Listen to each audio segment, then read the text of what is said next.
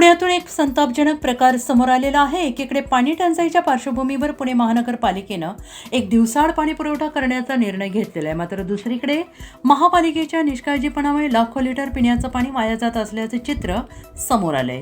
पर्वती विभागातील मुख्य जलवाहिनीमधून मोठ्या प्रमाणात पाणी गळती होत असून हे पाणी थेट कॅनलमधून वाहून जात आहे। संबंधित कार्यालयात विचारणा करण्याचा प्रयत्न केला असता एकही जबाबदार अधिकारी उपस्थित नसल्याचे आढळले आहे।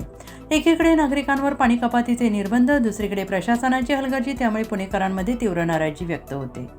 व्हॉइस ऑफ महाराष्ट्र न्यूज चॅनेलसाठी ब्युरो चीफ मुन्ना मुजावर यांचा विशेष रिपोर्ट।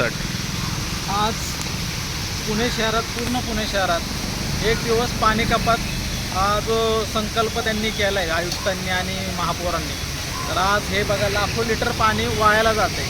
त्याच्याकडं म्हणजे बिस्लेरीचं पाणी पिणाऱ्याला कळणारच नाही की पाण्याचं महत्त्व काय। त्यांनी एका दिवसाआड पाणी ठेवण्याचं धाडस करतायत, पण सर्वसामान्यांचं तोंडाचं पाणी पळवण्याचा हा दृष्टिकोन त्यांचा दिसतोय। लाखो लिटरात पाणी त्यांचं वायाला जाते। मग ह्याच्याकडं पुणे महानगरपालिका इथं शेजारीत उद्यान विभागाच्या आयुक्तांचं ऑफिस आहे, तरी आपण शेजारच्या घरात एखाद्याला काही झालं तर आपण लक्ष देतो, तसंच इथं मात्र दुर्लक्ष होताना दिसतंय। कुणीही याची दखल घेत नाही। आज लाखो लिटर पाणी वायाला जात आहे। याच्याकडं पुणे महानगरपालिकेने त्वरित ते पाणी बंद करावं असं विनंती आहे।